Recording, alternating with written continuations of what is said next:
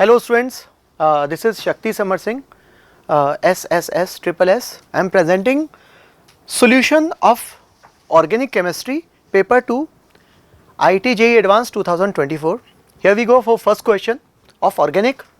See बच्चों ये जो question लिखा हुआ है in the following reaction sequence the major product Q is well L glucose एक कंपाउंड है, डी ग्लूकोज का मिरर इमेज एल ग्लूकोज, ये होता है एल ग्लूकोज बच्चों।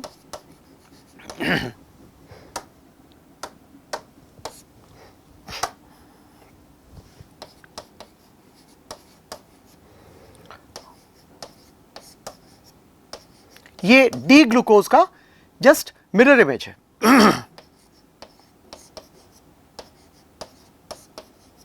अगर हम इस एल ग्लूकोज की रिएक्शन HI के साथ कराते हैं हीट करके, या रेड फॉस्फोरस एंड HI के साथ कराते हैं, तो बच्चों as we know red phosphorus and HI is a very strong reducing agent, HI itself is a very reducing agent, very strong reducing agent. तो ये HI या red phosphorus and HI will convert in general all organic compounds except nitrogen containing all organic compound into corresponding alkane, उतने carbon के alkene में ये convert कर देते हैं। तो इसमें अगर हम देखें तो टोटल 6 कार्बन है, तो 6 कार्बन का एक एल्केन बनेगा एन हेक्सेन। अब इसकी रिएक्शन जो प्रोडक्ट बन रहा है उसकी रिएक्शन हमने क्रोमस ऑक्साइड से कराई Cr2O3 775 केल्विन टेम्परेचर पर।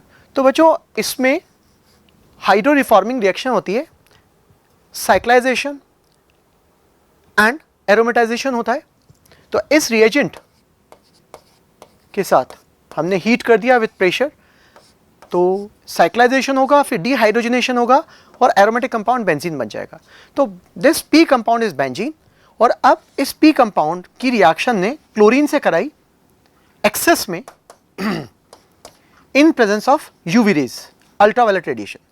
बच्चों ये HNu क्या करेगा, Cl2 को होमोलिटिकली क्लीवेज करेगा, Cl रेडिकल लेके आएगा, Cl रेडिकल इस बेंजीन के एरोमेटिसिटी को ब्रेक करके डायरेडिकल फॉर्म करेगा and one by one all the double bond will be broken और इस तरह से क्लोरीन यहां पर ऐड कर जाएगा। इसका नाम है बेंजीन हेक्साक्लोराइड, इसे शॉर्ट में BHC भी बोलते हैं। इसकी 9 आइसोमेरिक फॉर्म होती है, उसमें से एक आइसोमेरिक फॉर्म होती है गामा फॉर्म जो स्ट्रॉन्ग इंसेक्टिसाइड होती है और उसका नाम होता है गैमेक्सीन। बच्चों इसको हेक्साक्लोरोसाइक्लोहेक्सेन भी बोल सकते हैं, सो इसका एक अनदर नाम भी हो जाएगा HCC हेक्साक्लोरोसाइक्लोहेक्सेन। सो हम देख सकते हैं पी की रिएक्शन Cl2 एक्सेस HNu से कराई, आई मीन यूवी रेज से करवाई, तो Q बन रहा है और पूछ रहे हैं Q क्या होगा, तो Q ये कंपाउंड होगा। Okay students, I am presenting analysis, detailed analysis, solution and answer key of inorganic chemistry paper 2 IIT JEE Advanced 2024, myself Triple S. Let's take first question of inorganic of paper 2. The species formed on fluorination of phosphorus pentachloride in a polar organic solvent are. देखिए बच्चों ये बहुत ही देखने पे या सुनने में बड़ा अजीब लगता है कि हम लोगों ने मतलब ये तो कभी पढ़ा नहीं, ये तो कभी देखा नहीं। बच्चों आप लोगों को जब हमने इनऑर्गेनिक पढ़ाई थी तो हमने ये बताया था कि हैलाइड्स, चाहे वो किसी भी I mean non metal halides की बात कर रहा हूँ मैं, non metal halides generally covalent होते हैं। molecular reactions of covalent compound, addition, substitution, elimination, precipitation, इस टाइप की reactions होती है जो हमने डिटेल में डिस्कस की थी। Non metal chlorides, non metal halides ये जनरली सब्स्टिट्यूशन रिएक्शन देते हैं। कोई न्यूक्लियोफाइल आता है, सेंट्रल एटम पे अटैक करता है, इंटरमीडिएट बनाता है और एग्जिस्टिंग बेटर लिविंग ग्रुप को बाहर निकाल देता है। देखिए बच्चों वो ही कंसेप्ट इसमें है, जैसे हम PCl5 का हाइड्रोलिसिस पढ़ें या PCl3 का हाइड्रोलिसिस पढ़ें या किसी भी दूसरे इंटरहैलोजन कंपाउंड का हाइड्रोलिसिस पढ़ें, तो वो सब सब्स्टिट्यूशन रिएक्शन है। SN2A टाइप की वो रिएक्शंस थी ए मतलब एडिशन रिएक्शन, उसमें इंटरमीडिएट एडिशन से बनता है। जरा देखिए बच्चों, फॉस्फोरस पेंटाक्लोराइड का हम फ्लोरिनेशन करा रहे हैं, इसका मतलब Cl will be replace by F minus. प्यारे बच्चों, जो फ्लोरिनेटिंग एजेंट थे हम लोगों ने पढ़े थे जिनन fluorides, XCF2, XCF4, XCF6, these are very strong fluorinating agent. इसके अलावा ASF3, ASF5, COF3 स्ट्रॉन्गेस्ट जो फ्लोरिनेटिंग एजेंट है, COF3, BRF3, BRF5, ये बहुत सारे ऐसे कंपाउंड हैं जो फ्लोरिनेटिंग एजेंट है, फ्लोरिनेशन करते हैं, क्लोराइड्स या ब्रोमाइड्स को central non metal central atom से रिप्लेस करते हैं। अब बच्चों ये क्या मैकेनिज्म हो रहा है या क्या रिएक्शन हो रही है, इसको जरा देखिए। जैसे PCl5 है तो ट्राइगोनल बाइपिरामिडल है PCl5, इसकी रिएक्शन मैंने F माइनस से कराई, एक F minus will replace 1 Cl, तो जो प्रोडक्ट बनेगा वो बनेगा PCl4F plus Cl minus. Cl minus को मैं नहीं लिख रहा बच्चों, let's concentrate on this PCl4F। देखो बच्चों, फॉस्फोरस के साथ जब भी क्लोरीन आएगा, ये आयनिक कंपाउंड में, आई मीन सॉलिड स्टेट में कैटायन और एनायन में एग्जिस्ट करते हैं। फॉस्फोरस के साथ ब्रोमीन भी आ जाएगा तब भी वो कैटायन और एनायन में एग्जिस्ट करेंगे। लेकिन फॉस्फोरस के साथ अगर क्लोरीन आता है तो उसका कैटायन भी फॉस्फोरस का होगा और उसका एनायन भी फॉस्फोरस का होगा। लेकिन इन केस ऑफ PBr5 उसका जो कैटायन है वो फॉस्फोरस का होगा, एनायन स्टेरिक क्राउडिंग की वजह से 6 Br को अपने अराउंड नहीं ले सकता, सो उसका एनायन सिर्फ Br माइनस होगा। अब प्यारे बच्चों, यहाँ पर क्लोरीन है, हमने लिया है यहाँ पर polar organic solvent. Organic solvent इसलिए लिया है सो दैट PCl5 को डिसॉल्व कर सके, रिएक्शन करवा सके, और पोलर इसलिए लिया है कि अगर मान लीजिए इसमें आयनिक स्पीशीज है तो उसको डिसॉल्व कर सके। अब जरा देखिए बच्चों, PCl4F को मैं 2 मोल ले लेता हूँ, तो अगर मैं इसको 2 मोल लूंगा, मान लीजिए मैं इसको 2 मोल लेता हूँ, तो 2 मोल या 1 मोल ही, आधा आधा मोल किस तरह से टूटेगा, इसको देखिए बच्चों, मैं इसको मान रहा हूँ कि ये 2 मोल है सपोज, तो ये बन जाएगा, अगर मैं इसे 2 मोल लेता हूँ तो मान लेता हूँ मैं ये P2Cl8F2, और ये ऐसे एग्जिस्ट करेगा, PCl4 प्लस 4 क्लोरीन मैंने इसके साथ में लिख दिया, PCl4F2 माइनस, ये इस आयनिक फॉर्म में एग्जिस्ट करेगा PCl4F। ये कोवेलेंट फॉर्म है, ये आयनिक फॉर्म है। अनदर सब्स्टिट्यूशन रिएक्शन कराई मैंने, फ्लोरिनेशन कराया, F माइनस PCl3F2। मैं इस PCl3F2 को इस तरह से लिख सकता हूं बच्चों, मैं अगेन मान लेता हूं ये 2 मोल है, सपोज मैं इसको इस तरह से लिया था, जैसे मैंने यहां पे अज्यूम किया था, मैंने इसे PCl4F ऐसा मान करके मैंने इसको 2 पार्ट में, 2 phosphorus cation and anion form में डिवाइड किया था। वैसे ही मैं यहां पर कर रहा हूं बच्चों, PCl3F2, तो मैं इसको ऐसा लिख सकता हूं, PCl4 प्लस एंड PCl2F2। एक मिनट,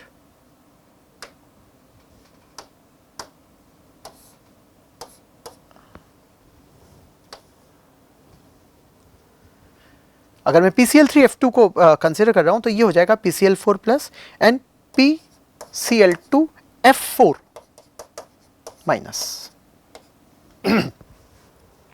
मैंने इसको 2 मोल लेकर के फॉस्फोरस के 2 कॉम्प्लेक्सेस बनाए, कैटायन और एनायन, ये कैटायन और ये एनायन। अब अगेन मैं F माइनस लेता हूँ, F माइनस फिर फ्लोरिनेशन करेगा, Cl को रिप्लेस करेगा, तो इस तरह से जो रिएक्शन बनेगी वो बनेगी PCl2F4। अगेन मैं इसके 2 मोल कंसिडर कर लेता हूं, तो मैं इसको ले लेता हूं PCl4 प्लस एंड PF, अगर मैं इसके 2 मोल लेता हूं तो PCl4 plus and PCl2F4 minus, PCl2F4 minus, मैं इसको ये कंसिडर कर सकता हूं। अगेन मैंने यहां पर F माइनस लिया, PClF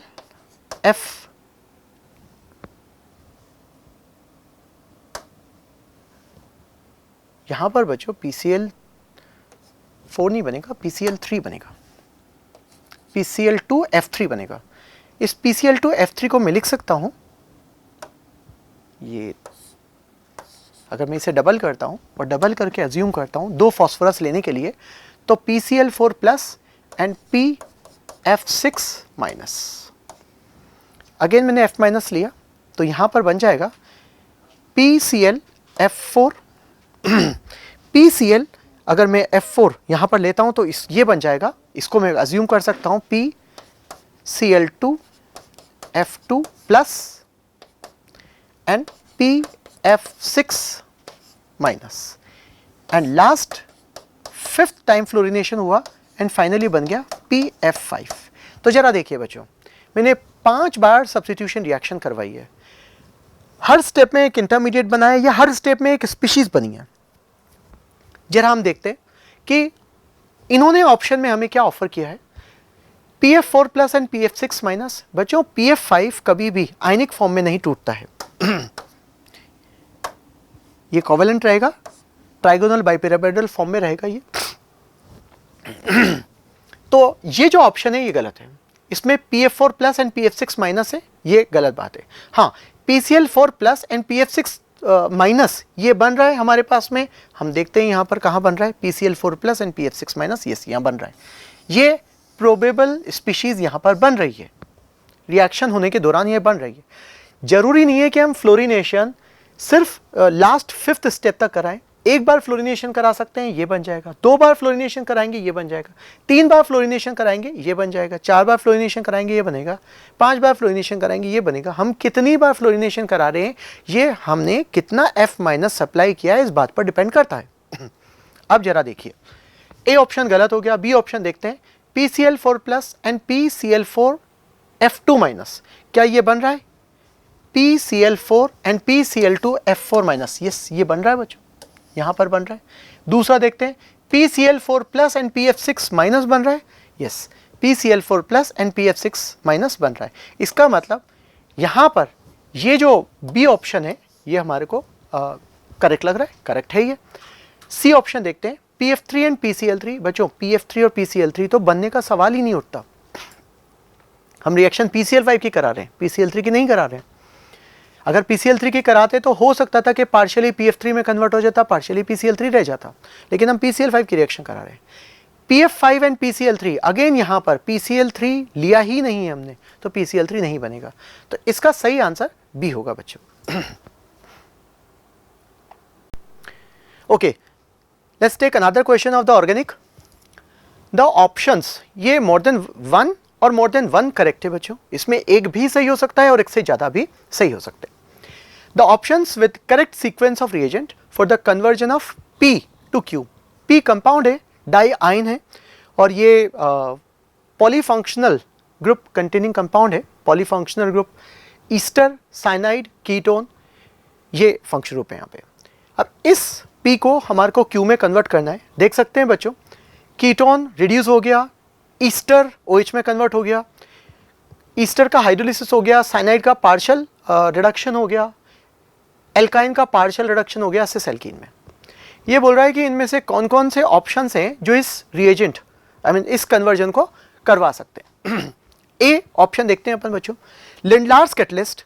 as we know Lindlar's catalyst होता है बच्चों HT hydrogen, H2 PD, calcium carbonate with poison. Lindlar's catalyst alkyne को सिस एल्कीन में कन्वर्ट करता है, that is fine.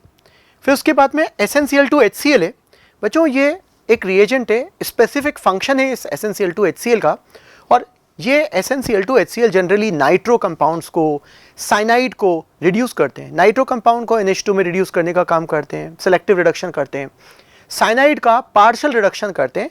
Partial reduction करने का भी रीज़न ये है कि Sn2 plus less stable oxidation state of 10, इसकी +4 मोस्ट स्टेबल में कन्वर्ट होने की टेंडेंसी होती है। It gives 2 electron with 2 hydrogen, ये रिडक्शन करते हैं, और ये साइनाइड को पार्शियल रिडक्शन करके एल्डिहाइड में कन्वर्ट करते हैं, इसको स्टीफन रिडक्शन भी बोलते हैं।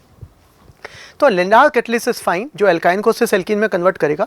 SnCl2HCl इस साइनाइड से एल्डिहाइड बना देगा, दैट इज फाइन। NaBH4 इस कीटोन को अल्कोहल में कन्वर्ट कर रहा है, वो भी ठीक है, बट दिक्कत ये है बच्चों कि अगर आपने इस NaBH4 के साथ में आप गए तो आप देखिए कीटोन को तो ये अल्कोहल में, सेकेंडरी अल्कोहल में कन्वर्ट करेगा ही सही, लेकिन जो SnCl2HCl साइनाइड को एल्डिहाइड में कन्वर्ट किया था, ये एल्डिहाइड भी NaBH4 से प्राइमरी अल्कोहल में कन्वर्ट हो जाएगा। तो या तो यहां पर इसने लिखा होता कि वो बाय एनीवेज अगर वो 1 इक्विवेलेंट लिख देगा तब भी एल्डिहाइड ही प्रेफरेंशियली रिड्यूस होगा। तो इस NaBH4 की वजह से कीटोन तो रिड्यूस होगा, लेकिन उससे पहले एल्डिहाइड रिड्यूस होगा, जबकि हमें एल्डिहाइड को रिड्यूस नहीं करना है क्योंकि फाइनल कंपाउंड Q के अंदर एल्डिहाइड यहां पर इंटैक्ट है। तो ये वाला ऑप्शन, ए वाला ऑप्शन गलत हो गया इस NaBH4 की वजह से। अदरवाइज यहां तक conditions were quite clear and like satisfactory. B option देखते हैं, लिंडलास कैटलिस्ट फाइन, एल्काइन को सिस एल्कीन में कन्वर्ट करेगा, हमें कोई प्रॉब्लम नहीं है। हाइड्रोलिसिस हुआ, अब हाइड्रोलिसिस में एक छोटी सी दिक्कत है, ईस्टर का हाइड्रोलिसिस हो रहा है, दैट इज फाइन, लेकिन साइनाइड का भी हाइड्रोलिसिस हो जाएगा तो हमें एल्डिहाइड मिलेगा कैसे? तो यहां पर ये जो H3O+ लिखा है सेकंड सीक्वेंस पे, यहां पर ये गड़बड़ कर दिया, जिसकी वजह से हमें डिजायर्ड कंपाउंड Q नहीं मिल पाएगा। उसमें CnCHO में बदलना चाहिए, जबकि ये CnCOH में बदल देगा। तो बी ऑप्शन भी हमारा करेक्ट नहीं है। अब सी ऑप्शन देखते हैं, NaBH4 NaBH4 बच्चों, इन सारे फंक्शन ग्रुप में से NaBH4 इन generally aldehyde, ketone, acid halide, imines, azide, इन्हीं का alkyl halide, 2 degree and 3 degree alkyl halide, इन्हीं का रिडक्शन करता है। तो NaBH4 इन गिवन फंक्शन ग्रुप में एल्काइन का रिडक्शन नहीं करेगा, साइनाइड्स ईस्टर की तरफ नहीं देखेगा, सिर्फ कीटोन का सेकेंडरी अल्कोहल में रिडक्शन कर देगा, दैट इज फाइन, वो चाहिए हमारे को। SnCl2HCl साइनाइड को एल्डिहाइड में कन्वर्ट कर देगा, again that is fine. H3O+ Easter का हाइड्रोलिसिस कर देगा, यहां पर ये ईस्टर है, हाइड्रोलिसिस पे COH में कन्वर्ट हो जाएगा, और यहां पर भी H2OH+ है, ये इस तरह से यहां अटैक करेंगे और इसको बाहर निकाल देंगे तो इससे OH में कन्वर्ट हो जाएगा। तो NaBH4 इज फाइन, जिसने इस कीटोन का रिडक्शन किया, SnCl2HCl साइनाइड को CHO में रिड्यूस कर दिया, H3O+ ईस्टर का हाइड्रोलिसिस कर दिया इन दोनों का। एंड फाइनली लिंडलास कैटलिस्ट, ये लिंडलास कैटलिस्ट एल्काइन को सिस एल्कीन में कन्वर्ट कर देगा। सो सी रिएजेंट से PQ में इन चारों ऑप्शन में अच्छे से, इन तीनों ऑप्शंस में अच्छे से कन्वर्ट कर रहा है, ज़्यादा बेटर तरीके से कन्वर्ट कर रहा है। डी ऑप्शन अगर हम देखते हैं, डी ऑप्शन में लिंडलास कैटलिस्ट लिया है, Lindlar's catalyst will convert alkyne into cis alkene, that is fine. NaBH4 से CO प्राइमरी सेकेंडरी अल्कोहल में कन्वर्ट हो जाएगा, वो भी ठीक है। SnCl2HCl से साइनाइड CHO में कन्वर्ट हो जाएगा, फाइन।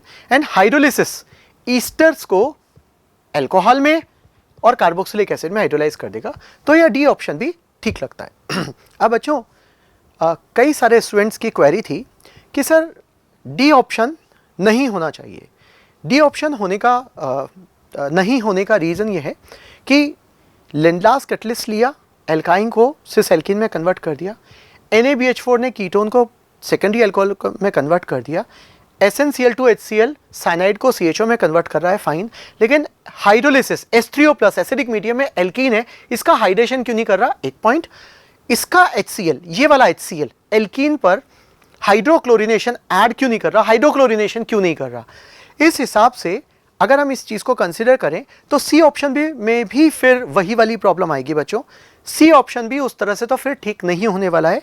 उसका रीज़न ये है, यहाँ पर SnCl2HCl है, ये जो HCl है ये इस एल्कोहल को तो छोड़ने वाला नहीं है, ये इस OH को हटा करके Cl लगा देगा बाय SN1 और SN2 मैकेनिज्म, क्योंकि ये जो HCl है ये अल्कोहल से रिएक्ट करता है, सेकेंडरी अल्कोहल रिएक्ट कर लेगा अच्छे से।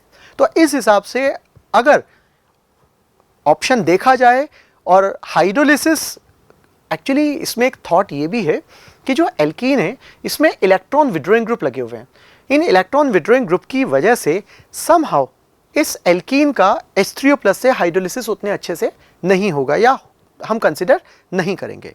तो आंसर इसका C एंड D होना चाहिए, या फिर ये क्वेश्चन ही बोनस हो जाएगा।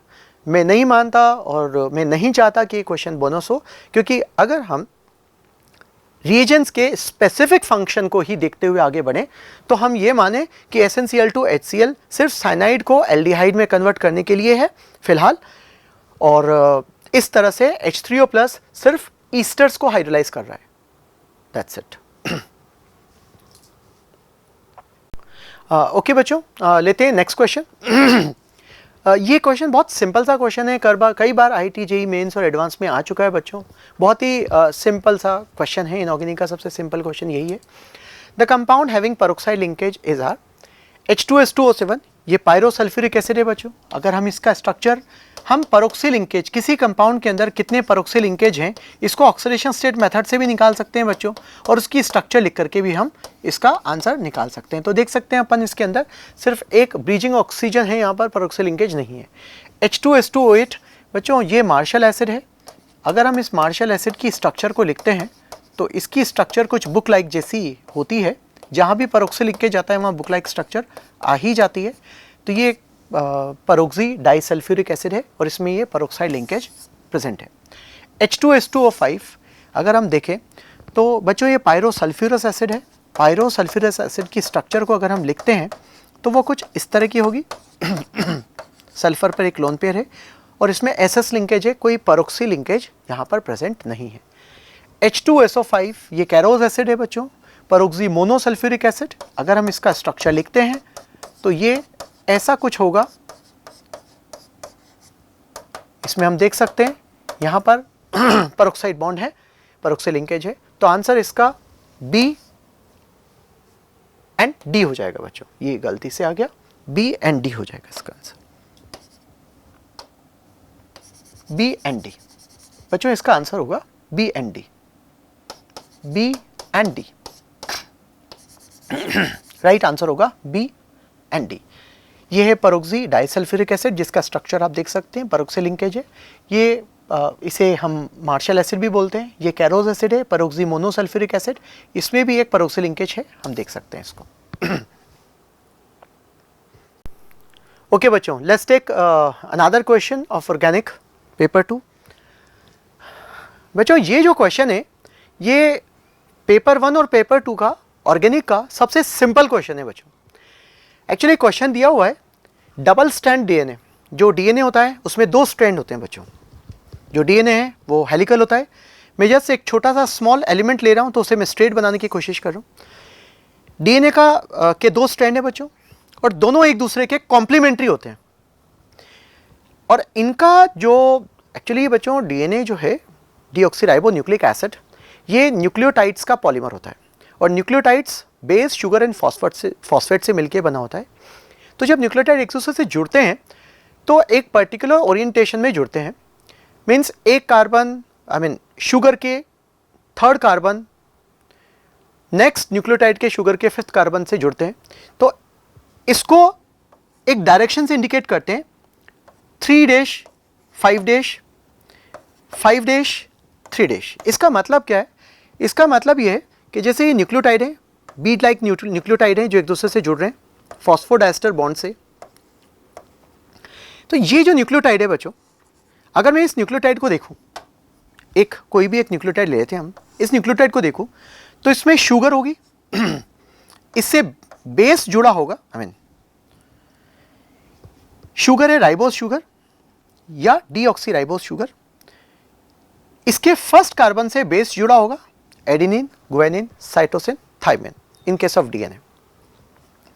और इस शुगर के 5th कार्बन से फॉस्फेट जुड़ा होगा PO4 3-। अब बच्चों इस शुगर में जरा देखिए, ये 5th कार्बन, शुगर के 5th कार्बन से जो फॉस्फेट जुड़ा हुआ है, इसका एक ऑक्सीजन अगले न्यूक्लियोटाइड के शुगर के 3rd कार्बन के OH के साथ में कंडेंस होकर के फॉस्फोडाइस्टर बॉन्ड बनाता है। तो हम ऐसा बोल सकते हैं कि अगर मान लीजिए ये न्यूक्लियोटाइड इस तरह से जुड़ रहे हैं, ऐसे जुड़ रहे हैं, और इनमें जुड़ने में जो फॉस्फोडाइस्टर बॉन्ड बना है, यहां पर 3rd कार्बन नेक्स्ट न्यूक्लियोटाइड के शुगर के 5th कार्बन से, और इसका 3rd इसके 5th से, इसका 3rd फिर इसके 5th से, इसका 3rd फिर इसके 5th से जुड़ता है। तो इस डायरेक्शन को बोलते हैं 3' to 5'।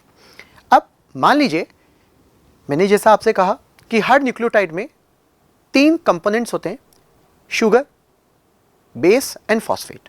Base adenine, guanine, cytosine, thymine है। तो जो स्ट्रैंड होता है, ये जो न्यूक्लियोटाइड का स्ट्रैंड है, ये न्यूक्लिक एसिड का, ये न्यूक्लियोटाइड का जो स्ट्रैंड है, इसमें हर न्यूक्लियोटाइड के साथ में एक नाइट्रोजनस बेस है और हर न्यूक्लियोटाइड के उस नाइट्रोजनस बेस को हम सिंबल से रिप्रेजेंट करते हैं। जैसे एडेनिन के लिए ए, गुआनिन के लिए जी, साइटोसिन के लिए सी, थायमिन के लिए टी। तो जैसे ये ए है, एडेनिन है, या ये गुआनिन है, या ये साइटोसिन है, या थायमिन है, तो मान लीजिए ये एक सीक्वेंस है, 3-3 के ट्रिपलेट में, कोडोन में ये इस तरह से रहते हैं। तो मान लीजिए ये सीक्वेंस है, तो होगा क्या, जब इसका कॉम्प्लीमेंट्री स्ट्रैंड आएगा तो इस स्ट्रैंड में भी न्यूक्लियोटाइड्स होंगे और उनमें भी एक स्पेसिफिक अरेंजमेंट ऑफ न्यूक्लियोटाइड होगा। तो इस न्यूक्लियोटाइड में अगर टी है तो ए और टी डबल बॉन्ड से, आई मीन 2 हाइड्रोजन बॉन्ड से जुड़ेंगे। जी के सामने सी आना पड़ेगा और वो 3 हाइड्रोजन बॉन्ड से जुड़ेगा। सी के सामने, क्योंकि ए हमेशा, एडेनिन हमेशा थायमिन के साथ पेयर करता है 2 हाइड्रोजन बॉन्ड के साथ में। साइटोसिन हमेशा गुआनिन के साथ, या गुआनिन हमेशा साइटोसिन के साथ में पेयर करता है 3 हाइड्रोजन बॉन्ड के साथ में। बच्चों, ये 2 हाइड्रोजन बॉन्ड कौन से एटम्स के बीच में बनते हैं, या साइटोसिन और गुआनिन के बीच में जो 3 हाइड्रोजन बॉन्ड है वो कौन से एटम के बीच में बनते हैं, ये हमें केवल तभी पता चलेगा जब हमें एडेनिन, थायमिन, गुआनिन, साइटोसिन की स्ट्रक्चर्स मालूम होंगी। तो उनके नाइट्रोजन, हाइड्रोजन, इनके बीच में इस नाइट्रोजन, हाइड्रोजन, ऑक्सीजन, इनके बीच में हाइड्रोजन बॉन्ड बनते हैं। अब जरा देखिए बच्चों, यहाँ पर साइटोसिन है तो डेफिनेटली यहाँ पर जी गुआनिन होना पड़ेगा, जी गुआनिन होना पड़ेगा। यहाँ थायमिन है तो यहाँ पर एडेनिन होना पड़ेगा। तो एक ब्रीफ आइडिया मैंने आपको बताया था। अब जरा इस क्वेश्चन पे आते हैं। For a double strand DNA 1 strand is given, ठीक है, एक स्ट्रैंड दे रखा है और इसकी डायरेक्शन 5' to 3' है। जैसा कि मैंने आपको बताया था, एक न्यूक्लियोटाइड का 5th कार्बन अगले से तीसरे से, फिर इसका 5th इसके तीसरे से, फिर इसका 5th इसके तीसरे से, इसका 5th इसके तीसरे से, तो आ गया ना यहाँ पे 3। यहाँ पर 5 से शुरू हुआ, वहाँ पर 3 है। वेल, अब हम अगर इस स्ट्रैंड को देखें तो इसमें कितने न्यूक्लियोटाइड हैं, जितने नाइट्रोजनस बेस हैं, क्योंकि एक न्यूक्लियोटाइड में एक शुगर, एक फॉस्फेट और एक नाइट्रोजनस बेस होता है। तो यहाँ पर 1 2 3 4 5 6 7 8 9 10 11 12 13 न्यूक्लियोटाइड्स हैं, 13 नाइट्रोजनस बेस हैं। तो बच्चों, जब ये स्ट्रैंड रिप्लाई का करेगा, डबल होगा, तो इसके सामने जो स्ट्रैंड बनेगा वो इसका कॉम्प्लीमेंट्री स्ट्रैंड होगा, जैसा कि मैंने यहाँ पर बनाया था। तो यहाँ पर भी एक पूरा का पूरा वैसा का वैसा ही एक स्ट्रैंड आएगा, लेकिन अंतर किस बात का होगा, ये 5' to 3' है तो वो 3' to 5' होगा, कॉम्प्लीमेंट्री है ना। तो अगर ये 5-3 है तो वो इसके एंटी पैरेलल चलेगा। 5-3, ये 5-3 है तो वो 3-5 होगा। अब मैं इस क्वेश्चन को सॉल्व करके, और मैंने यहाँ पर रखा हुआ था, मैं वहाँ पर आपको इस स्ट्रैंड को दिखा देता हूँ। जैसा मैंने बोला था 5' to 3' जो IIT ने अपने क्वेश्चन में दिया हुआ है, हमने इसका कॉम्प्लीमेंट्री स्ट्रैंड बना लिया 3' to 5'। आप जरा देखिए एक का, क्योंकि मैंने कहा आपसे, मैंने अभी आपको बताया कि एडेनिन थायमिन से साइटोसिन गुआनिन के साथ पेयर होता है, एडेनिन थायमिन के साथ गुआनिन साइटोसिन के साथ, साइटोसिन गुआनिन के साथ में इस तरह से पेयर हो रहा है। एडेनिन थायमिन के बीच में 2 हाइड्रोजन बॉन्ड, गुआनिन साइटोसिन के बीच में 3 हाइड्रोजन बॉन्ड है। मैं आपको ये बता देता हूँ बच्चों कि एडेनिन थायमिन ये प्यूरिन से, गुआनिन साइटोसिन ये पैरामिडिन से। अब क्वेश्चन में इन्होंने जो आगे इंफॉर्मेशन दे रखी है, वो इंफॉर्मेशन जरा देखिए क्वेश्चन में क्या इन्होंने लिखा हुआ है, इसको देखते हैं हम एक बार। The amount of energy required to split the double strand DNA into 2 single strand is, यानी हमें क्या करना पड़ेगा बच्चों, इन हाइड्रोजन बॉन्ड को ब्रेक करना पड़ेगा। यानी इस स्ट्रैंड, दोनों डबल स्ट्रैंड जो जुड़े हुए हैं, इनको बॉन्ड, इन बॉन्ड्स को ब्रेक करके, एनर्जी देके बॉन्ड को ब्रेक करके इन स्ट्रैंड्स को एक दूसरे से सेपरेट करना पड़ेगा। उसके लिए इन्होंने एक एवरेज एनर्जी डेटा दिया है, एवरेज एनर्जी पर hydrogen bond for 80 base pair 1 kilo calorie पर मोल है, एक मोल के लिए, एक बॉन्ड के लिए। 1 मोल स्ट्रैंड, तो उस हिसाब से एक बॉन्ड के लिए 1 किलो कैलोरी पर मोल, और ग्वानिन साइटोसिन के साथ में एक बॉन्ड के लिए 1.5 किलो कैलोरी पर मोल है। तो इस हिसाब से बच्चों ये टोटल बोल रहा है कि इसमें इलेक्ट्रोस्टैटिक रिपल्शन और उन सबको हमें नहीं देखना, उसे इग्नोर करना है। अब जरा इसको देखिए बच्चों, हमारे इस क्वेश्चन पे आते हैं। जो एवरेज एनर्जी यहां पर है वो 1 है एडेनिन थाइमिन पेयर के लिए। एक हाइड्रोजन बॉन्ड को तोड़ने के लिए हमें 1 किलो कैलोरी पर मोल एनर्जी रिक्वायर्ड है। हम पहले गिन लेते हैं कि एडेनिन थाइमिन कितने पेयर हैं। 1 2 3 4 5 6 एंड 7 पेयर है बच्चों। 7 पेयर में 2 हाइड्रोजन बॉन्ड है, ईच पेयर में 2 हाइड्रोजन बॉन्ड है, तो 7 पेयर में 14 हाइड्रोजन बॉन्ड होंगे। एक की एनर्जी 1, तो 14 की हो गई 14 किलो कैलोरी पर मोल। अब देखते हैं बच्चों, देयर इज, ये मैंने इसका डिस्क्रिप्शन लिखा हुआ था, आगे देखते हैं हम। एवरेज एनर्जी पर hydrogen bond for CG pair that is 1.5 kilo calorie पर मोल। अब सीजी पेयर कितने हैं हम गिन लेते हैं बच्चों, 1 2 3 4 5 एंड 6 सीजी पेयर से एक सीजी हाइड्रोजन बॉन्ड को तोड़ने के लिए हमें 1.5 किलो कैलोरी पर मोल चाहिए। एक सीजी पेयर में 3 हाइड्रोजन बॉन्ड होते हैं और ऐसे 6 सीजी पेयर है, तो जरा देखिए 1.5 इंटू 3 इंटू 6 ये हो जाएगा 27, 14 यहाँ चाहिए, 27 यहाँ चाहिए, तो टोटल हो जाएगा 41 किलो कैलोरी पर मोल। बहुत सिंपल सी कैलकुलेशन थी और बहुत सिंपल सा लॉजिक था बच्चों। हम लोगों ने इसे कई बार डिस्कस किया है क्लास में और खूब डिटेल में पढ़ा था हमने इसको। हाँ बच्चों, लेते हैं नेक्स्ट क्वेश्चन। ये अगेन कॉम्प्लेक्स कोऑर्डिनेशन केमिस्ट्री से क्वेश्चन है। पेपर 1 में भी कोऑर्डिनेशन केमिस्ट्री से क्वेश्चंस आए थे, पेपर 2 में भी कोऑर्डिनेशन केमिस्ट्री से क्वेश्चन है। क्वेश्चन सिंपल है, इसमें टेट्राहेड्रल ज्योमेट्री के बारे में पूछ रहे हैं बच्चों। ज्योमेट्री यानी electron pair arrangement around the central atom. देखिए बच्चों, फर्स्ट कंपाउंड है COCN4 4-। अगर हम इसकी ज्योमेट्री निकालना चाहते हैं तो उसके लिए हमारे को पहले ये समझना पड़ेगा बच्चों कि यहाँ पे साइनाइड -1 है, एक इलेक्ट्रॉन पेयर डोनर है, कोबाल्ट की ऑक्सीडेशन स्टेट 0 है, इसमें इलेक्ट्रॉनिक कॉन्फ़िगरेशन 3d7 4s2 है, s के इलेक्ट्रॉन d में डिमोट होंगे और ये बन जाएगा 3d9। इसका इलेक्ट्रॉनिक कॉन्फ़िगरेशन होगा T2g222 Eg2 एंड 1। अब प्यारे बच्चों एक बात देख सकते हैं, जो D सबशेल है वो पूरा का पूरा भरा हुआ है, तो साइनाइड अपना एक इलेक्ट्रॉन पेयर किस वैकेंट ऑर्बिटल में देंगे, तो ऑब्वियसली इसका हाइब्रिडाइजेशन करना पड़ेगा sp3, मीन्स 4 इसको हाइब्रिड ऑर्बिटल निकालने पड़ेंगे, एक s 3p ऑर्बिटल मिलकर के हाइब्रिडाइज होंगे, 4 sp3 हाइब्रिड ऑर्बिटल बनाने पड़ेंगे। हर हाइब्रिड ऑर्बिटल साइनाइड से एक इलेक्ट्रॉन पेयर लेगा। हाइब्रिडेशन sp3 होने की वजह से, इनर d ऑर्बिटल अवेलेबल नहीं होने की वजह से यहाँ पर जो शेप बनेगी या ज्योमेट्री बनेगी इसकी, वो टेट्राहेड्रल ज्योमेट्री बनेगी। अगर हम इस कॉम्प्लेक्स की बात करते हैं, CO3NO। प्यारे बच्चों, मैं आपको एक बात बताना चाहता हूँ, जो NO होता है ये एक ऑड इलेक्ट्रॉन स्पीशीज होती है, और ये ऑड इलेक्ट्रॉन स्पीशीज जब भी लिगेंड की तरह काम करेगी, अगर सिंगल NO है तो वो हमेशा NO+ फॉर्म में ही लिगेंड की तरह काम करेगा, यानी इसको एक इलेक्ट्रॉन देना पड़ेगा। तो बच्चों एक्चुअली क्या है, NO ने अपना एक इलेक्ट्रॉन ट्रांसफर कर दिया है CO को, तो CO यहाँ पर -1 ऑक्सीडेशन स्टेट में है, NO+1 ऑक्सीडेशन स्टेट में है। CO का इलेक्ट्रॉनिक कॉन्फ़िगरेशन अब हो गया, पहले था 3d7 4s2, अब हो गया 3d8 4s2, 2 इलेक्ट्रॉन इसमें चले गए, 3d10 बन गया, पूरा d सबशेल भर गया। तो अब इसको आगे के 4s और 4p ऑर्बिटल्स ही हाइब्रिडाइज करने पड़ेंगे और 4 sp3 हाइब्रिड ऑर्बिटल ये बनाएगा, जिसका ज्योमेट्री टेट्राहेड्रल ही हो पाएगा।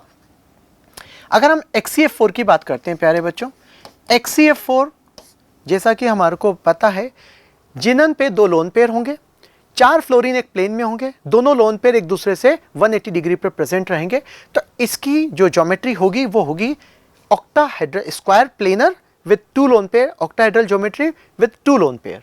तो ये टेट्राहेड्रल बिल्कुल भी नहीं है। PCl4+ अगर हम देखें तो PCl4+ ये इस तरह से स्ट्रक्चर रखता है, 4 क्लोरीन है, टेट्राहेड्रली अरेंज्ड होते हैं, और ये टेट्राहेड्रल sp3 हाइब्रिडाइज्ड है, टेट्राहेड्रल ज्योमेट्री रखता है ये। तो ये टेट्राहेड्रल हो गया, ये टेट्राहेड्रल हो गया, PCl4+ टेट्राहेड्रल हो गया, PDCl4 2-। प्यारे बच्चों, 3D सीरीज के जो D ब्लॉक मेटल्स हैं ये स्क्वायर प्लेनर कॉम्प्लेक्स बनाएंगे विद 4 कोऑर्डिनेशन नंबर, या टेट्राहेड्रल बनाएंगे, इनर ऑर्बिटल कॉम्प्लेक्स बनाएंगे या आउटर ऑर्बिटल कॉम्प्लेक्स बनाएंगे। ये ज़्यादातर डिपेंड करता है लिगेंड स्ट्रेंथ पर। लिगेंड्स की स्ट्रेंथ ज़्यादा होगी, स्प्लिटिंग ज़्यादा होगी, इलेक्ट्रॉन पेयरिंग होगी, अंदर के D ऑर्बिटल्स वेकेंट अवेलेबल हो जाएंगे। बट 4D और 5D सीरीज के जो मेटल्स हैं उनका इफेक्टिव न्यूक्लियर चार्ज बहुत ज़्यादा हाई होने की वजह से उनकी CFSE ज़्यादा होती है और उनकी ज्योमेट्री लिगेंड स्ट्रेंथ पर डिपेंड नहीं करती है। सो इन जनरल 4D सीरीज और 5D सीरीज के मेटल्स चाहे लिगेंड वीक हो या चाहे लिगेंड स्ट्रॉन्ग हो, वो इनर D ऑर्बिटल कॉम्प्लेक्स बनाते हैं। In case of 4 coordination number ये DsP2 बनाएगा जो स्क्वायर प्लेनर कॉम्प्लेक्स है, तो ये हमारा आंसर नहीं होगा। ICl4- अगर हम देखें तो ICl4- XCF4 जैसा ही है, 4 क्लोरीन एक प्लेन में रहेंगे, 2 लोन पेयर रहेंगे, दोनों लोन पेयर एक दूसरे से ऑपोजिट रहेंगे, ऑक्टाहेड्रल ज्योमेट्री रहेगी विद 2 लोन पेयर, तो ये टेट्राहेड्रल नहीं होगा, हमारा आंसर नहीं है। CuCN4 3-। बच्चों अगर हम CuCN4 3- की बात करते हैं, Cu+1 ऑक्सीडेशन स्टेट में है, कॉपर का इलेक्ट्रॉनिक कॉन्फ़िगरेशन 3D10 4s1 होता है, Cu+ का इलेक्ट्रॉनिक कॉन्फ़िगरेशन 3D10 होगा, इसमें कोई अंदर का D ऑर्बिटल खाली नहीं है, जिसकी वजह से इसको आगे के 4s और 4p ऑर्बिटल से यूज करने पड़ेंगे, sp3 हाइब्रिडाइजेशन होगा, टेट्राहेड्रल ज्योमेट्री होगी, तो ये हमारा आंसर है। बात करते हैं P4 की। बच्चों अगर हम P4 को देखें तो जो P4 का मॉलिक्यूल होता है वो कुछ इस तरह का दिखता है।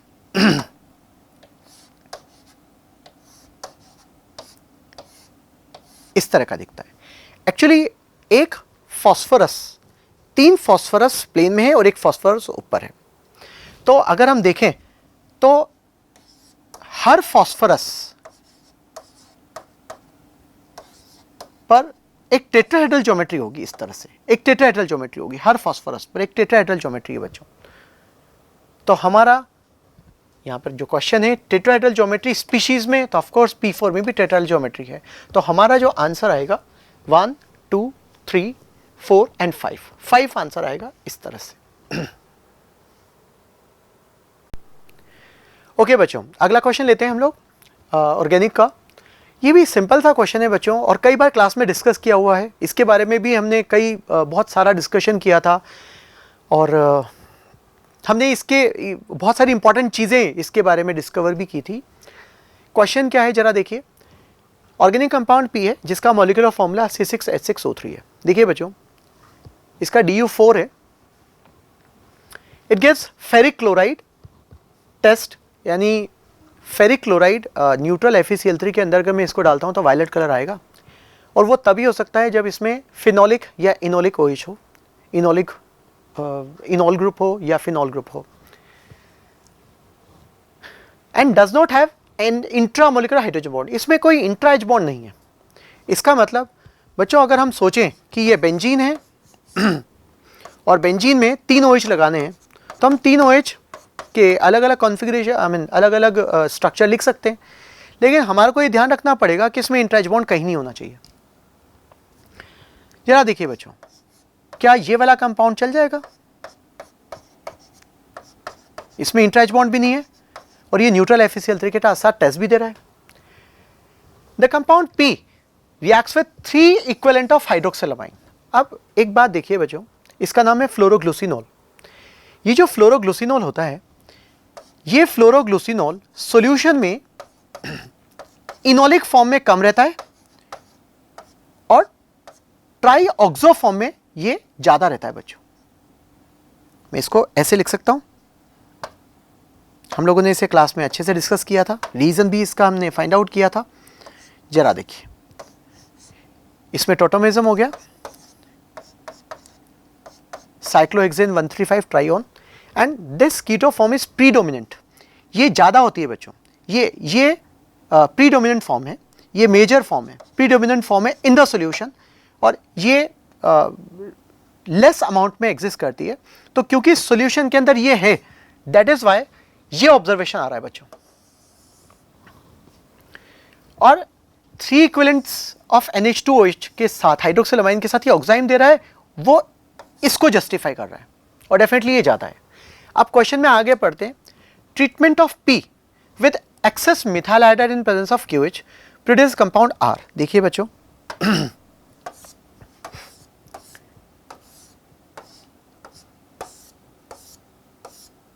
दो CO के बीच वाले कार्बन का हाइड्रोजन बहुत ज्यादा एसिडिक है, इसको बोलते हैं एक्टिव मिथाइलिन।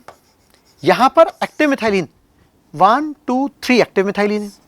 होगा क्या, हमने इसमें OH माइनस डाल दिया, ये OH माइनस इस हाइड्रोजन से इनोलेट बनाएगा, और वो इनोलेट सेकंड स्टेप में CH3I पर अटैक करेगा, और इस तरह से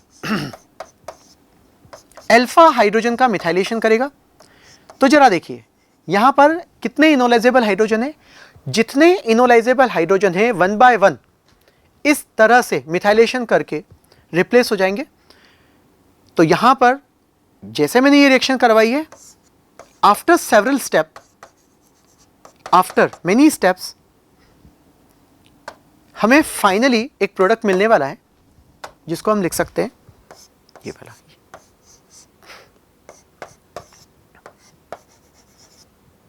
जब तक अल्फा हाइड्रोजन रहेंगे तब तक ये रिएक्शन होती रहेगी बच्चों।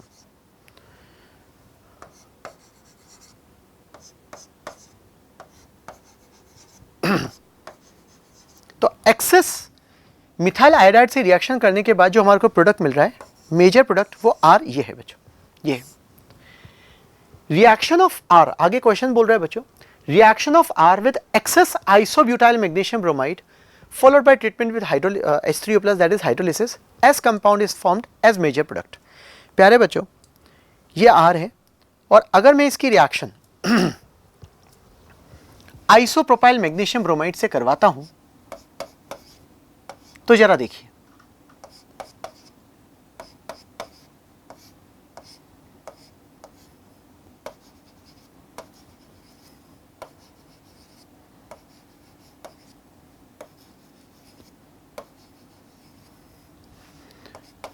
ये आइसोप्रोपाइल मैग्नीशियम ब्रोमाइड है, एक्सेस है ये, इससे हम इसकी रिएक्शन करवा रहे हैं। हमारे माइंड में एक थॉट आता है कि यहाँ पर न्यूक्लियोफिलिक एडिशन करवाइए, बिल्कुल करवाइए, एक बार यहाँ कराइए, फिर अगली बार यहाँ कराइए, फिर अगली बार यहाँ कराइए। तो इसके 3 moles of phenyl magnesium bromide addition करेंगे एंड फॉलोड बाय हाइड्रोलिसिस, तो इवेंचुअली हमारे को ये प्रोडक्ट मिल जाएगा।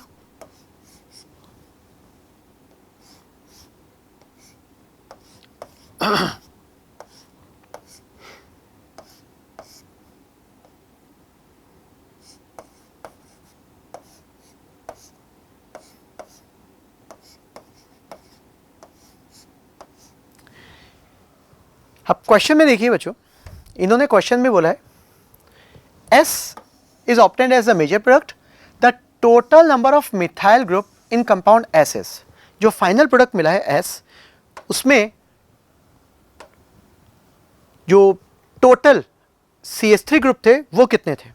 जरा देखिए बच्चों, जो S प्रोडक्ट हमने अभी बनाया था, दैट वाज लाइक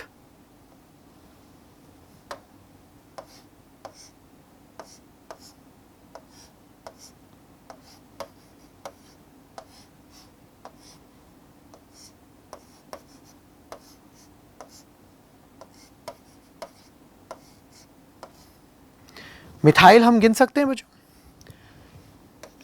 एक CH3, 2 3 4 5 6 7 8 9 10 11 12 मीन्स 12 CH3 ग्रुप हमें मिल गए फाइनल प्रोडक्ट S में, मेजर प्रोडक्ट में। तो बच्चों इसका आंसर 12 है, उसमें कोई दिक्कत नहीं है।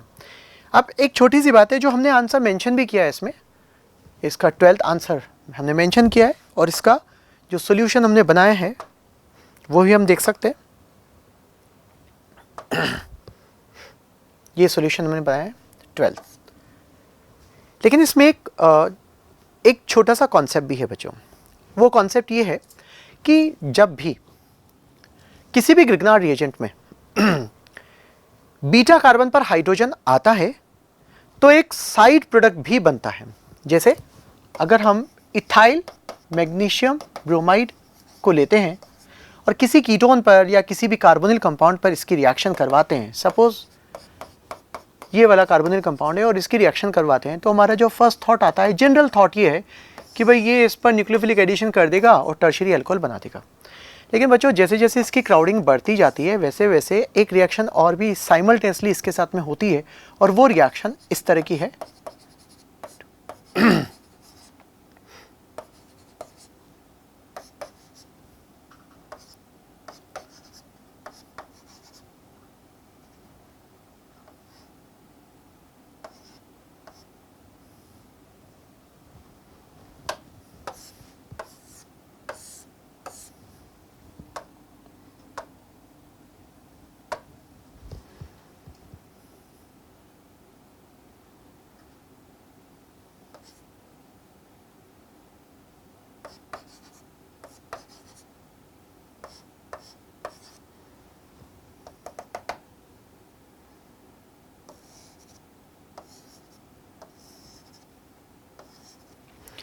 हम देख सकते हैं एक ट्रांजिशन स्टेट बनेगी 1 2 3 4 5 6 मेंबर, और उस ट्रांजिशन स्टेट के बाद में कंप्लीटली ये सिग्मा बॉन्ड पाई बॉन्ड में कन्वर्ट हो जाएगा, इथीन बन जाएगा, ये H यहां आ जाएगा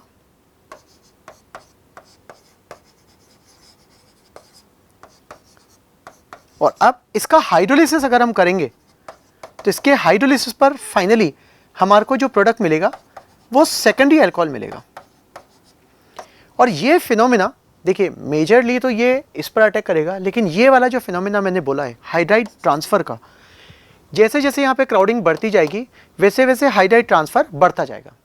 लेकिन इस ऑप्शन में अगर हम देखते हैं और यही चीज़ सेम चीज़ यहाँ पर हम कंसिडर करते हैं तो जो कीटोन है उस पर H आएगा, H आएगा तो इससे जो प्रोडक्ट प्रोबेबल प्रोडक्ट हम सोच रहे हैं वो ये बनेगा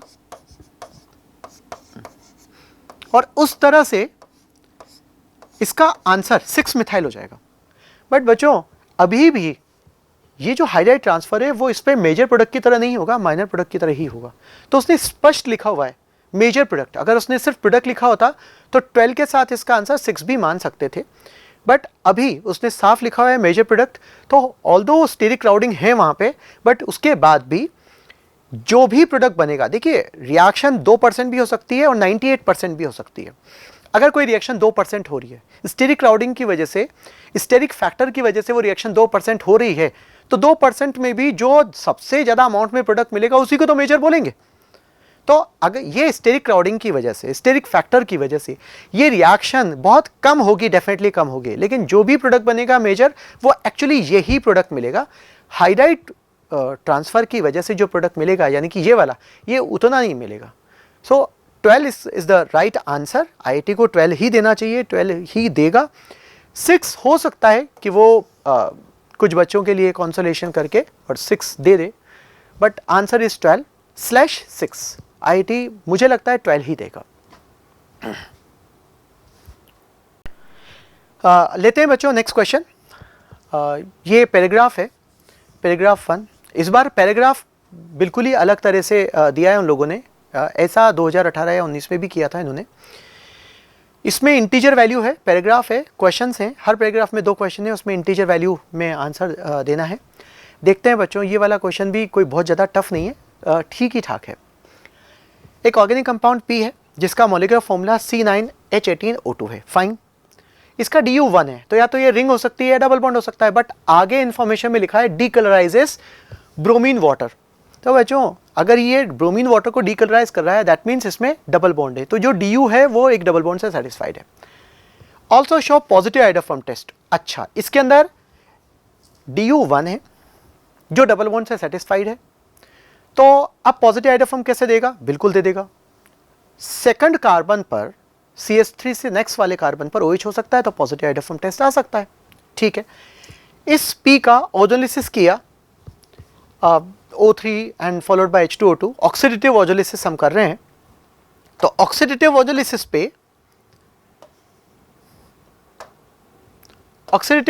पे H2O2 gives Q and R, Q और R मिल रहा है हमारे को बच्चों।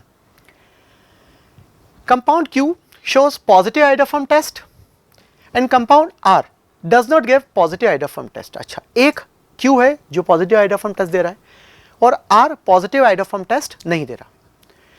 Q and R on oxidation, अच्छा Q और R का फिर ऑक्सीडेशन करवा रहे हैं with pyridinium chlorochromate followed by heating gives SNT। इसका मतलब बच्चों ऐसा है कि Q में भी एक अल्कोहल था और R में भी एक अल्कोहल था जो फर्दर पिरिडीन से या तो एल्डिहाइड में या फिर कीटोन में कन्वर्ट हो गया और उसको फिर आगे हीट किया। अब हीट करने से क्या हुआ ये हमें देखना पड़ेगा respectively. Okay, both S and T show positive iodoform test, ठीक है।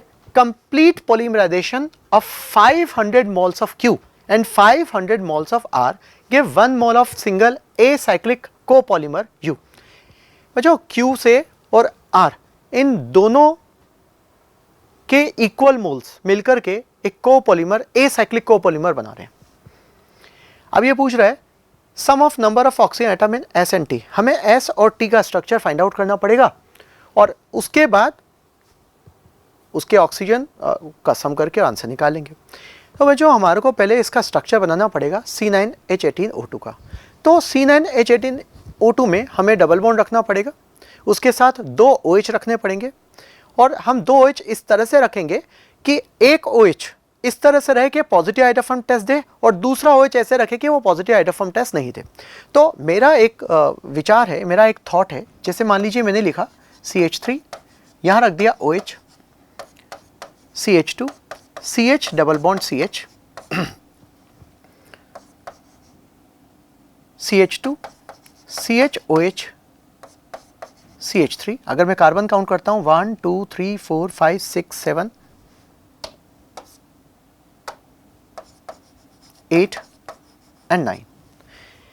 सर आपके दिमाग में यही वाला कंपाउंड क्यों आया, कोई और दूसरे कंपाउंड क्यों नहीं आए? और भी बहुत सारे कंपाउंड हो सकते हैं, यही कंपाउंड क्यों आया? देखिए बच्चों ऐसा है, इन्होंने ये बोला है कि Q और R 500 मोल्स लेकर के एक पॉलीमर बना रहे हैं, एसाइक्लिक पॉलीमर। हमारी एनसीईआरटी में एक बायोडिग्रेडेबल पॉलीमर गिवन है, वो PHBV है। PHBV वही poly beta butyrate copolymerise with beta बीट, I mean this is poly beta hydroxy butyrate copolymerise with beta hydroxy valerate, PHBV उसको बोलते हैं। वो जो पॉलीमर बन रहा था बच्चों वैसा ही कुछ यहाँ पर ही है। हम उस थॉट को लेकर के आगे चल रहे हैं। हमने एक सेकंड के लिए मान लिया कि ये C9H18O2 है जो एक्चुअली बन रहा है, ये पॉजिटिव आइडोफॉर्म टेस्ट दे रहा है, यानी कि एक कंडीशन फुलफिल हो रही है। इसका ओजोलिसिस करा दिया, ऑक्सीडेटिव ओजोलिसिस किया, ये डबल बॉन्ड ब्रेक हुआ, CHOH, ये एक बन रहा है। जरा देखिए बच्चों, ये बीटा हाइड्रोक्सी ब्यूटाइरेट ही तो है और दूसरा बन रहा है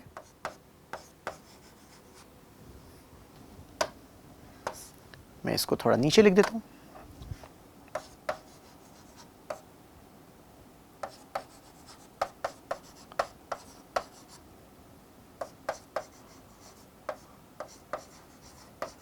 ये बीटा हाइड्रोक्सी वेलेरेट है बच्चों, ये 3 हाइड्रोक्सी ब्यूटाइरिक एसिड है, 3 हाइड्रोक्सी ब्यूटेनोइक एसिड है, ये 3 हाइड्रोक्सी पेंटेनोइक एसिड है। 1 2 3 1 2 3 4 5 1 2 3 4 ब्यूटेनिक एसिड है।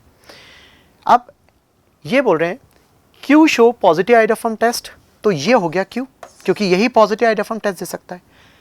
R does not give positive iodoform test, तो बच्चों ये होगा R, क्योंकि ये पॉजिटिव आइडोफॉर्म टेस्ट नहीं दे रहा। अब इन्होंने आगे बोला है Q and R on oxidation with pyridinium chlorochromate, PCC से हम रिएक्शन करवा रहे हैं।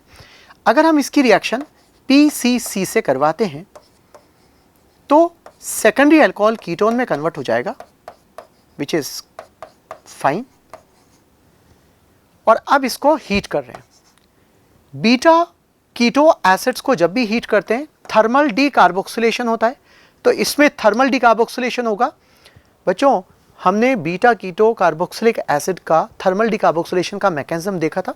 एक ट्रांजिशन स्टेट बनती थी, 6 मेंबर रिंग बनकर के CO2 बाहर निकलती थी, इनोल बनता था और वो टोटोमराइज होकर के कीटो में कन्वर्ट होता था। ऐसा का ऐसा यहाँ पर होगा, तो हमने लिख दिया यहाँ पर COCH3।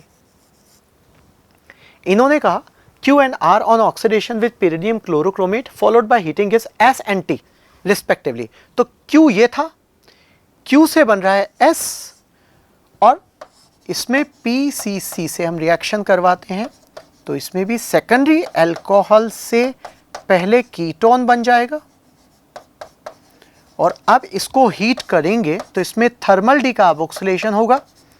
बीटा कीटो एसिड है, थर्मल डीकार्बोक्सिलेशन होगा, तो इससे जो प्रोडक्ट बनेगा ब्यूटेनॉन बनेगा और ये T होगा। इन्होंने कहा है Q से S बनेगा और R से T बनेगा रिस्पेक्टिवली, ठीक है। Both S and T show positive iodoform test, तो यस ऑफ कोर्स ये कर रहे, ये S भी कर रहा है और T भी कर रहा है। Complete co-polymerization of 500 moles of Q and 500 moles of R gives 1 mole of single acyclic polymer। बिल्कुल सही बात है। तो बच्चों 14 क्वेश्चन को पहले हम देख लेते हैं। Sum of number of oxygen atom in S and T is, ये S है, इसमें एक ऑक्सीजन है, T है, इसमें एक ऑक्सीजन है, तो S और T में जो सम ऑफ ऑक्सीजन आएगा वो 2 आएगा, जो हमने 2 लिख दिया। अब जो नेक्स्ट क्वेश्चन है, इस नेक्स्ट क्वेश्चन को हम देखते हैं।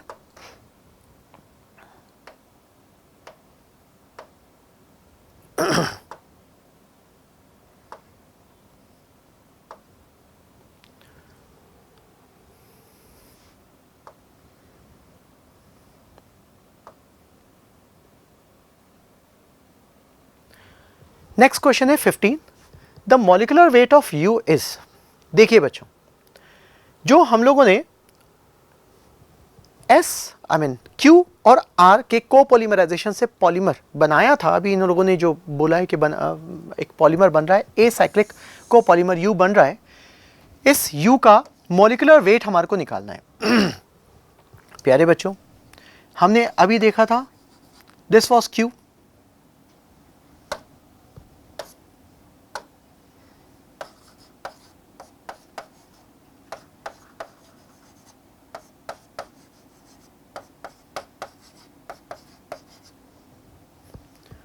Three hydroxy butylic acid, this was Q,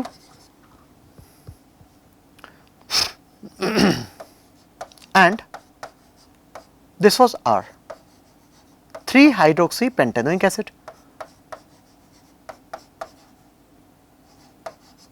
ये R है। ये कोपोलिमराइजेशन है, different polymer, different monomers are using in the polymerisation, और ये कंडेंसेशन पॉलीमराइजेशन है बच्चों। ये अल्कोहल यहाँ पे हट करके OH को बाहर निकालेगा, तो मैं एक्चुअली इसके मैकेनिज्म में नहीं जा रहा।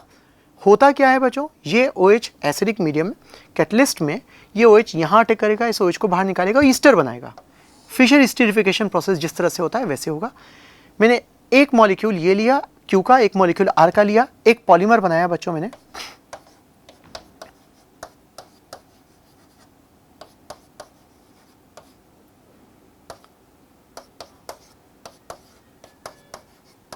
यहाँ पर इथाइल लिख लिया और ये COH।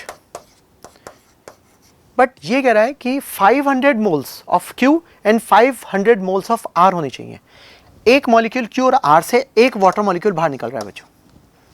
500 moles of Q and 500 moles of R मिलकर के जो एक जाइंट मोनोमर बनाएंगे, क्या हम उसको ऐसा नहीं लिख सकते कि यहाँ जैसे इस मॉलिक्यूल के कार्बोक्सिलिक को इसके OH ने, तो इसके कार्बोक्सिलिक एसिड को ये Q ये वाला पार्ट आया Q से और ये वाला पार्ट आया है R से।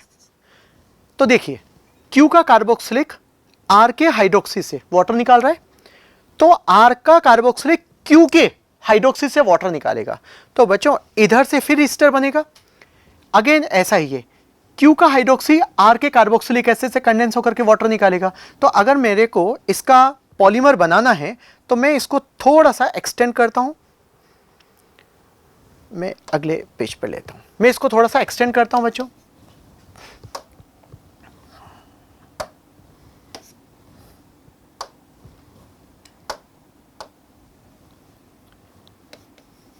OH CH CH3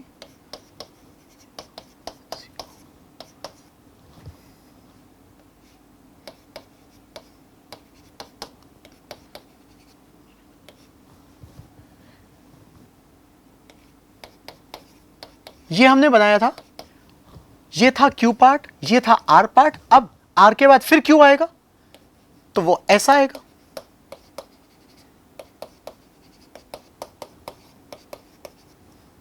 फिर R आएगा, इस तरह से वाटर मॉलिक्यूल बाहर निकल जाएगा। तो एक्चुअली इसका एक पॉलीमर बनने वाला है इस तरह से, O CH CH3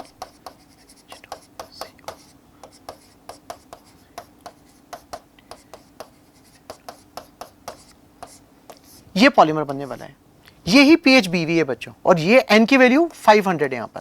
अब एक्चुअली जो पॉलीमर होता है उस पॉलीमर में इनफाइनाइट लेंथ की एक चेन बनती है। इनफाइनाइट लेंथ यहां पर नहीं है, 500 मोल Q है, 500 मोल R है, यानी ये जो पॉलीमेरिक चेन बनेगी वो फाइनाइट लेंथ की होगी। तो डेफिनेटली अगर हम इसमें देखें बच्चों तो यहां पर मॉलिक्यूल 2 वाटर मॉलिक्यूल बाहर निकल रहे हैं, एक मॉलिक्यूल से 2 वाटर मॉलिक्यूल बाहर निकल रहे हैं। एक्चुअली इन 2 से मिलकर के एक वाटर मॉलिक्यूल और इसके और इससे दूसरा वाटर मॉलिक्यूल। तो अगर हम इसका मॉलिक्यूलर, इस पॉलीमेरिक यूनिट का मॉलिक्यूलर फॉर्मूला लिखने की कोशिश करें तो इसमें टोटल 9 कार्बन है। देखिए 1 2 3 4 5 6 7 8 9। हाइड्रोजन इसमें 14 आएंगे, देखिए 3 4 5 6 7 5 12 13 14। और ऑक्सीजन इसमें 4 आ रहे हैं 1 2 3 4, ऑक्सीजन 4 आ रहे हैं, और ये 500 टाइम्स हैं बच्चों। अब अगर मान लो मैं C9H14O4 इसका मोलर मास निकालता हूं तो ये आता है 186 इंटू 500, और 186 इंटू 500 अगर मैं करता हूं तो ये आता है 93,000। बट बच्चों एक छोटी सी दिक्कत है, ये जो 93,000 वेट आ रहा है, ये 93,000 वेट इस पॉलीमर का आ रहा है जो इनफाइनाइट लेंथ की है। बट हमें यहां पर 500 Q 500 मोल्स ऑफ R लेने, इसका मतलब डेफिनेटली एक फाइनाइट लेंथ की चेन होगी जिसके टर्मिनल पर इधर OH रहेगा और इधर भी OH रहेगा। तो यहां पर H जोड़ना पड़ेगा और यहां पे OH जोड़ना पड़ेगा हमारे को, तब एक पॉलीमर बनेगा U। तो ये जो हमने बनाया 93,000 ये इनफाइनाइट लेंथ की पॉलीमेरिक चेन है। बट हमें फाइनाइट लेंथ की पॉलीमेरिक चेन के लिए हमें क्या करना पड़ेगा, हमें इसके इधर H जोड़ना पड़ेगा और इधर OH जोड़ना पड़ेगा, यानी कि इसमें 18 वाटर मॉलिक्यूल, एक वाटर मॉलिक्यूल का मोलर मास 18 भी जोड़ना पड़ेगा। तो एक्चुअली जो U बनेगा ये U नहीं है, ये U नहीं है, ये तो PHBV है। U बनेगा जब हम इधर H लगाएंगे इधर OH लगाएंगे तो U बनेगा, और उसका वेट आएगा 93,018। तो राइट आंसर 93,018 है। बट मुझे ऐसा लगता है कि IIT इस बात को नज़रअंदाज कर देंगे, और जिन्होंने NCERT को पढ़ा है और जिन्होंने इस तरह की कैलकुलेशन की है, यानी 93,000 वो लेकर के आए, वो भी सही होगा, वो भी मेरे हिसाब से सही कर देंगे।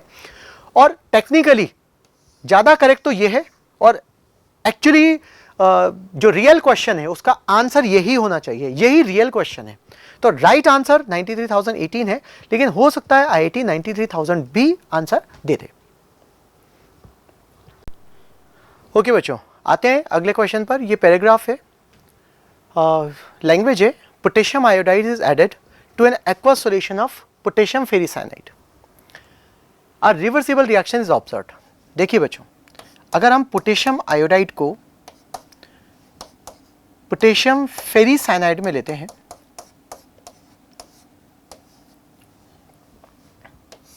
स्ट्रॉन्ग एसिडिक मीडियम हमने लिया यहां पर, जो एक कैटलिस्ट का काम कर रहा है, ये रिवर्सिबल रिएक्शन है। तो कॉम्प्लेक्स पी इज फॉर्म्ड। देखिए बच्चों, ये एक रिड्यूसिंग एजेंट है I माइनस, और ये आयरन +3 ऑक्सीडेशन के साथ ऑक्सीडाइजिंग एजेंट का काम कर रहा है।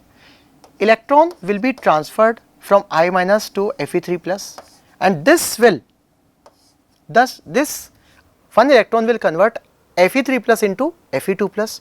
तो यहां पर जो कॉम्प्लेक्स बन जाएगा, ये बन जाएगा K4 FeCN6 पोटेशियम फेरोसाइनाइड, और साथ में I2 मिलेगा। अगर हम इसको बैलेंस करते हैं तो जरा देखिए बच्चों, ये कुछ इस तरह से हो जाएगा, ये I2 बन गया। अब ये जो एक रिएक्शन रिवर्सिबल रिएक्शन है और स्ट्रॉन्ग एसिडिक मीडियम इस रिएक्शन को फॉरवर्ड डायरेक्शन में, दैट मीन्स P फॉर्मेशन की तरफ, कंपाउंड P फॉर्मेशन की तरफ पुल कर रहा है। ये एसिडिक मीडियम इस रिएक्शन को फॉरवर्ड डायरेक्शन में पुल क्यों कर रहा है, इसके बारे में हमने क्लास में डिस्कस किया था बच्चों। हम फिर दोबारा से इसको डिस्कस कर लेंगे। जरा देखिए आगे इस क्वेश्चन को पढ़ते हैं कि इसमें नेक्स्ट क्वेश्चन क्या दिया है। The number of moles of potassium iodide required to produce 2 moles of P। यहां पर हमारे को 2 मोल P चाहिए, 2 मोल्स ऑफ P चाहिए, तो उसके लिए पोटेशियम आयोडाइड कितना चाहिए, 2 मोल। तो इसका आंसर हो जाएगा 2। Answer is 2। ओके बच्चों, लेते हैं आज का लास्ट क्वेश्चन इनऑर्गेनिक केमिस्ट्री का। ये पैराग्राफ जो 2 था उसका सेकंड क्वेश्चन है। पोटेशियम आयोडाइड की रिएक्शन हम लोगों ने पोटेशियम फेरिसाइनाइड से करवाई थी, तो हमारे को पोटेशियम फेरोसाइनाइड मिला था और I2 मिला था। अब ये बोल रहे हैं कि जो addition of zinc chloride to P, जो P मिला था, P था हमारा बच्चों K4 FeCN6 पोटेशियम फेरोसाइनाइड, इसमें हमने ZnCl2 मिला दिया।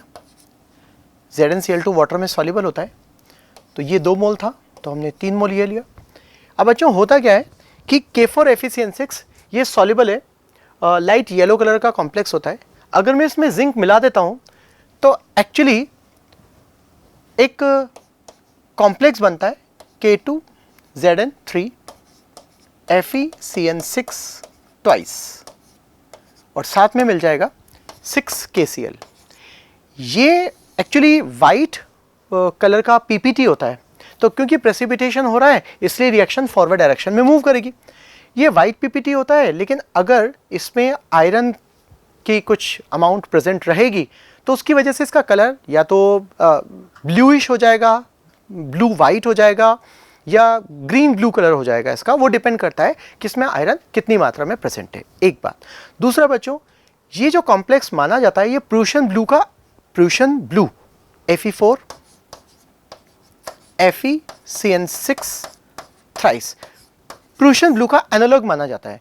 तो ऑल्दो ये तो डार्क ब्लू कलर का PPT है, लेकिन क्योंकि ये एनालॉग है, दैट्स व्हाई ये इसका जो कलर है वो वाइट है या फिर ब्लूइश वाइट है। तो हमारा जो क्वेश्चन है, क्वेश्चन ये है, addition of zinc chloride to P in slightly acidic medium result in a sparingly soluble complex Q। ये Q कॉम्प्लेक्स है। आगे देखिए, the number of zinc ions present in the molecular formula of Q। जो Q हमने बनाया है, जो Prussian blue का एनालॉग हमने बनाया है, उसमें जिंक के कितने आयोन्स हैं, तो आप देख सकते हैं जिंक के 3 आयोन्स हैं, तो इसका आंसर 3 हो जाएगा। अब बच्चों अभी हमने थोड़ी देर पहले एक क्वेश्चन डिस्कस किया था, पैराग्राफ 2 का ये वाला क्वेश्चन डिस्कस किया था, और इसमें हम लोगों ने रिएक्शन लिखी थी। यहां पर एक लाइन लिखी हुई है, strong acidic medium shifts equilibrium in forward direction, that is formation P formation की तरफ, P कॉम्प्लेक्स के बनने की तरफ ये इक्विलिब्रियम कंप्लीटली शिफ्ट हो जाता है। तो एसिडिक मीडियम ने क्या किया, अब अगर हम वही चीज देखें यहां पर, तो यहां पर स्लाइटली एसिडिक मीडियम है। इस स्लाइटली एसिडिक मीडियम ने क्या किया, जरा देखिए बच्चों, अगर हम Ki की रिएक्शन इससे करवाते हैं, ये बन रहा है, कोई दिक्कत नहीं है, रिएक्शन इक्विलिब्रियम में आ गई है और रिएक्शन फॉरवर्ड जा रही है, रिएक्शन बैकवर्ड भी जा रही है। रिएक्शन बैकवर्ड जाने का रीज़न क्या है? आयरन +2 है, आयरन +3 में कन्वर्ट हो रहा है, I2 को I- में रिड्यूस कर रहा है। अब एक बात बताइए बच्चों, अगर मान लो मैं इस सॉल्यूशन में H+ डाल देता हूँ तो H+ will capture I- and form HI जो कोवेलेंट कंपाउंड है। अगर I- सॉल्यूशन में रहेगा तो वो I2 को ग्रैब करके कुछ इस तरह से बनाएगा I3- और वो I3- कुछ ऐसा होता है, ये कुछ इस तरह का होता है बच्चों। I3- कुछ इस तरह का है, I2 क्रिस्टल होता है और ये I2 क्रिस्टल I- के साथ में है, इस तरह से एड्सॉर्ब्ड फॉर्म में रहता है, I-